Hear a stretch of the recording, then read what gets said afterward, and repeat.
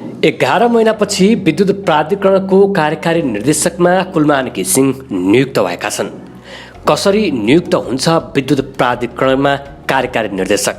दर्शक महानुभावहरू, अब विद्युत प्राधिकरणमा कार्यकारी निर्देशक भएपछि कुलमान घिसिङका कस्ता चुनौती छन्? आज हामी तपाईँलाई यसको विषयमा जानकारी दिन गइरहेका छौँ। भर्खरै प्राप्त समाचार अनुसार कुलमान घिसिङ नेपालको विद्युत प्राधिकरणको कार्यकारी निर्देशकमा नियुक्त भएका हुन्। आफ्नो 4 वर्षीय कार्यकाल पुरा गरेर विदा भएको 11 महिनापछि नेपाल विद्युत प्राधिकरणको कार्यकारी निर्देशकमा कुलमान घिसिङ पुनः नियुक्त भएका हुन्। घिसिङ प्राधिकरणबाट 2077 साल भदौमा आफ्नो 4 वर्षीय कार्यकाल पुरा गरेर विदाई भएका थिए। सोमबार बसेको मन्त्री परिषद बैठकले घिसिङलाई नियुक्त गर्ने निर्णय गरेको थियो। उक्त निर्णयको बेहोरा मन्त्री परिषदको कार्यालयबाट मङ्गलबार साँझ ऊर्जा मन्त्रालयमा पुगेको थियो।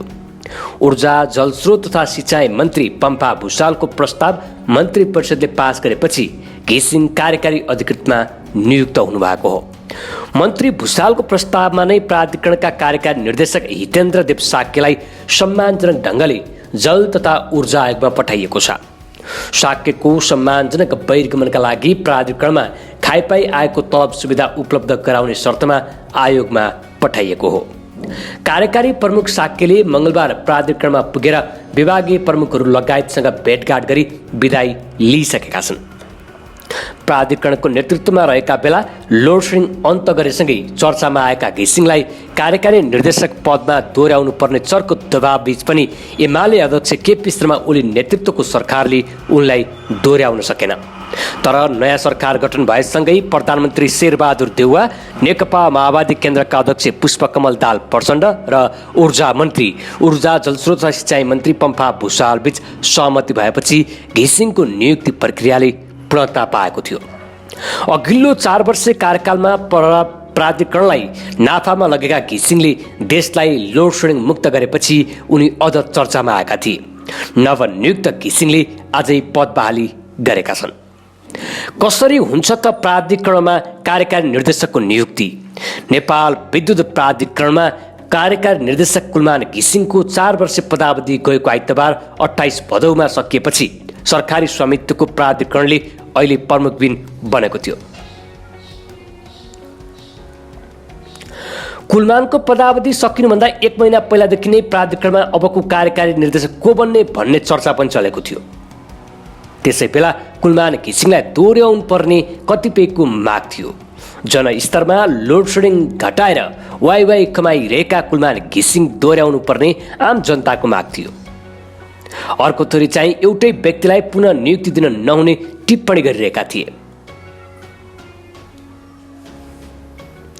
सोमबार साँझ बसेको मन्त्री परिषद बैठकले विद्युत प्राधिकरणको नयाँ कार्यकारी निर्देशक नियुक्तिबारे निर्णय गर्ने चर्चा चलेपछि त्यसबारे कुनै पनि निर्णय हुन सकेको थिएन।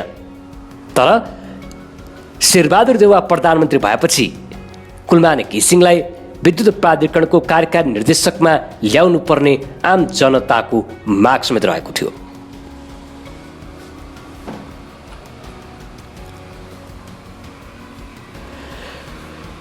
सामाजिक सञ्जालहरूमा प्राधिकरणको नेतृत्वमा निरन्तरता दिनुपर्ने मागसहित कुलमान घिसिङको समर्थकमा सामाजिक सञ्जाल समेत उर्लिएको थियो।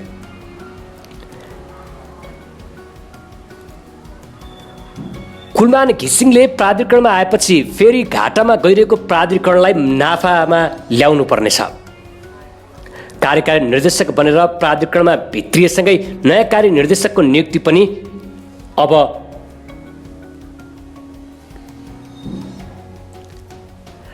प्राधिकरणको अन्योलता पनि अब रोकिएको छ। कानुन सम्मत यसको प्रक्रिया भने निश्चित छ। निर्धारित प्रक्रिया अनुसार सरकारले चाहेको जो कोही व्यक्तिलाई प्राधिकरणको कार्यकारी निर्देशक नियुक्त गर्न सक्छ।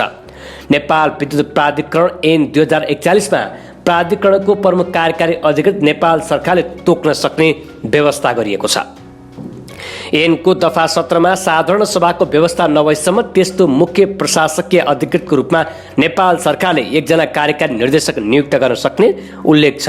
नेपाल विद्युत प्राधिकरण अहिलेसम्म पब्लिक लिमिटेड कम्पनी बनिसकेको छैन, त्यसकारण यसको साधारण सभा सम्बन्धी कुनै व्यवस्था छैन। यसअघि कुलमानलाई कार्यकारी निर्देशक नियुक्त गर्दा सरकारले 3 दिनको सूचना निकालेर खुल्ला प्रतिस्पर्धा गराएको थियो। मधु भेटवाल, कुलमान घिसिङ र नवीन सिंह बीचको प्रतिस्पर्धाबाट सरकारले कुलमान घिसिङलाई छनौट गरेको थियो।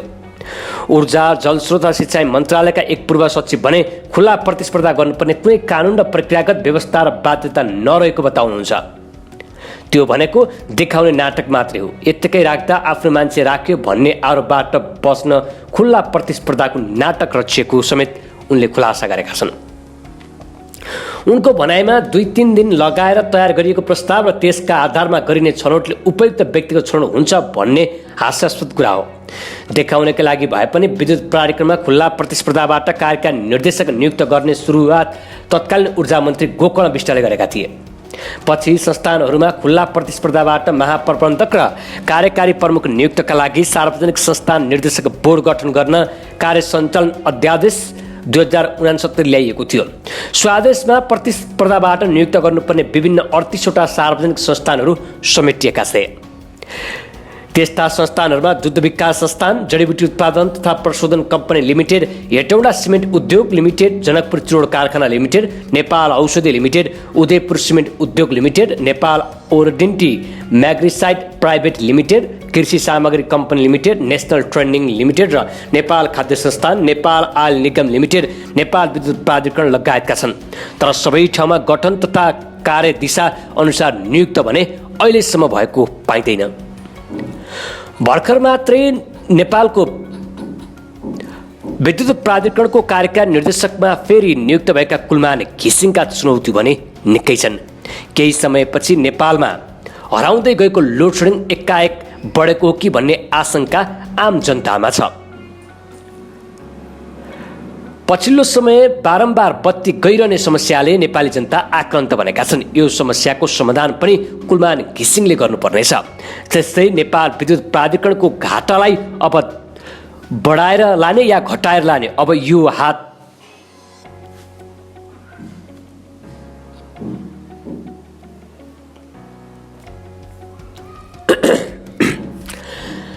एघार महिनापछि विद्युत प्राधिकरणको कार्यकारी निर्देशकमा कुलमान घिसिङ नियुक्त भएपछि उनले प्राधिकरणको घाटालाई अब नाफामूलक बनाउनु पर्ने अर्को चुनौती छ। बारम्बार गइरहने बिजुलीलाई अब उनले लोडसेडिङ मुक्त गरे जस्तै नै फेरि पनि नेपालमा लोडसेडिङ छैन भन्ने सन्देश दिन सक्नुपर्नेछ। सही सूचना, ज्ञान र मनोरञ्जनका लागि नवीन खबर हेर्दै गर्नुहोला। धन्यवाद।